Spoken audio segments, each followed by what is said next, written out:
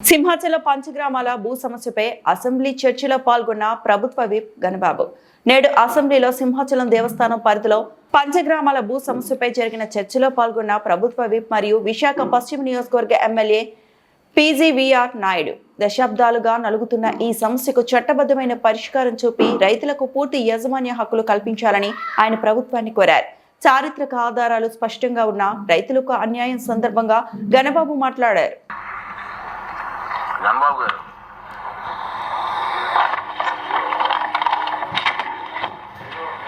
అధ్యక్ష,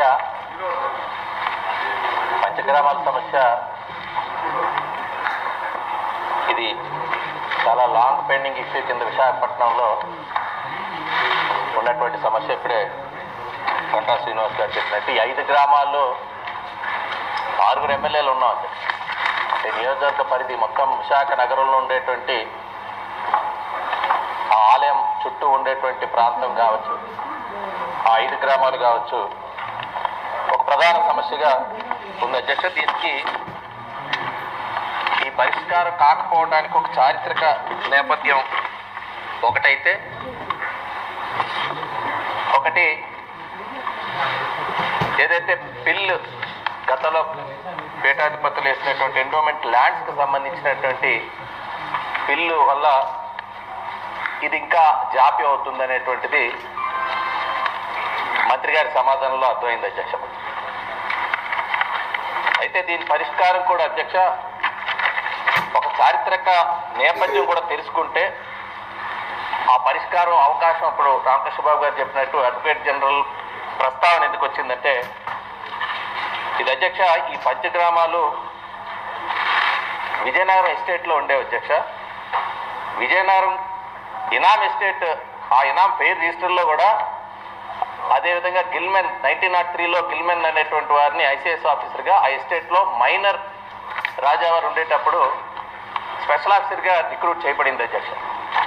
ఆయన చేసినటువంటి సర్వేలో కూడా ఇనాం ఎస్టేట్గా పరిగణించబడింది అధ్యక్ష. తర్వాత 7/6/52 నాటి జీవో నంబర్ 1617 ద్వారా వేపగుంట గ్రామాన్ని ఇనాం ఎస్టేట్గా ప్రకటించడం జరిగిందండి. అలాగే ఆంధ్ర ఏరియాకి సంబంధించిన ఎస్టేట్ అబాలిషన్ యాక్ట్ 1948లో, ఆ తర్వాత 1936 ముందు కూడా నోటిఫై చేసినటువంటి ఇనాం గ్రామాల చట్టంలోని సెక్షన్ 2/6 కింద ఇనాం ఎస్టేట్గా కూడా నిర్వహించబడ్డాయి. అడివారం, వేపగుంట, చేమలాపల్లి, వెంకటాపురం, పురుషోత్తపురం ఈ 5 గ్రామాలు కూడా 1952లో జారీ చేసిన గెజెట్ నోటిఫికేషన్లో కూడా ఇనాం ఎస్టేట్లుగా ప్రకటించారు అధ్యక్ష. మీ అందరికీ తెలుసు, ఎస్టేట్ అబాలిషన్ యాక్ట్ 1948 తర్వాత రాష్ట్రం అంతా కూడా అక్కడ ఉండేటువంటి రైతులకి వాళ్ళకి పూర్తి హక్కులు రావటం, ఆ యాక్ట్ ద్వారా వచ్చినటువంటి వారికి వారసులకు కూడా ఇవ్వడం అధ్యక్ష. ఒక నిమిషం అధ్యక్ష, ఈ సమస్య అంతా వచ్చింది మీరు ఒకసారి ఆలోచిస్తే, అప్పటి సెటిల్మెంట్ ఆఫీసరు విశాఖపట్నం ఇనాం సెటిల్మెంట్ ఆఫీసర్ చట్టంలోని సెక్షన్ 9 కింద అధికారాలను వినియోగిస్తూ వేపగుంట ముఖాసాన్ని ఇనాం ఎస్టేట్గా ప్రకటించారు అధ్యక్ష. ఆ అప్పీలు ఎస్టేట్ అబాలిషన్ ట్రిబ్యునల్ ముందు 1951 దేవస్థానం సెక్షన్ 9(4) కింద విజయనగరం ఎస్టేట్ అబాలిషన్ ట్రిబ్యునల్ ముందు రెస్పాండెంట్స్ పేర్లు లేవు అధ్యక్ష. రెస్పాండెంట్ లేని ప్రతిపాదనలపై అప్పీల్ దాఖలు చేసింది అధ్యక్ష. ఆ ట్రిబ్యునల్ ఆర్డర్ కూడా 4/6/1951 నాటికి ఆ అప్పీల్ని కూడా కొట్టేసింది అధ్యక్ష. వేపగుంట ఒక ఇనాం ఎస్టేట్గా ధృవీకరించబడింది. ఇది ఎందుకు చెప్తున్నా అధ్యక్ష, ఇక్కడికి వచ్చేటప్పటికి ఒక ట్రిబ్యునల్ ఆర్డర్ని ఒక మెమో ద్వారా తెరిచి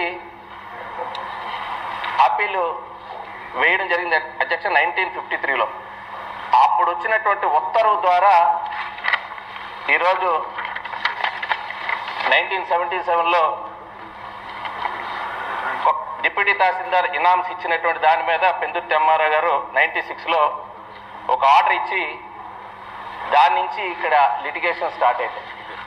దీని పరిష్కారం మీరు ఆలోచిస్తే అధ్యక్ష, 1953 ట్రిబ్యునల్ ఉత్తర్వు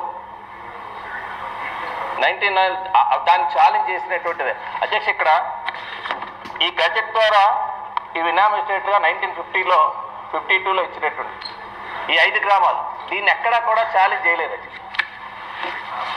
కావడం వల్ల ఈరోజు రైతులందరూ ఇబ్బంది పడుతున్నారు.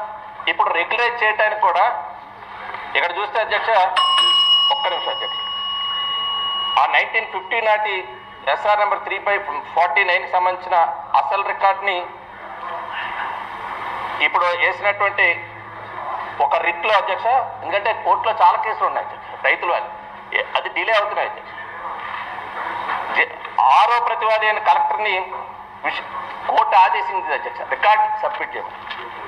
మేము ఎందుకు అడ్వకేట్ జనరల్ని అడుగుతున్నామంటే, రికార్డ్స్ ఏవైతే ఉన్నాయో ఇవి హిస్టారికల్ రికార్డ్స్ కాబట్టి రికార్డ్స్ కోర్టు ముందు ఉంచితే న్యాయస్థానం తీర్పిస్తుంది అధ్యక్ష. ఈరోజు ప్రభుత్వం దీనిపైన ఆన్సర్ చెప్పుకునే పరిస్థితి వచ్చింది.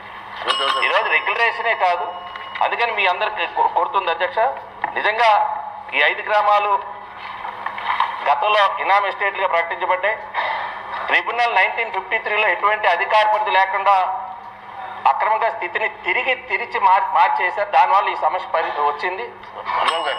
పరిపాలన అయోమయాలు ఈ ఉత్తర్వు ద్వారా వచ్చాయనేది గౌరవ మంత్రి గారు గమనించాలి.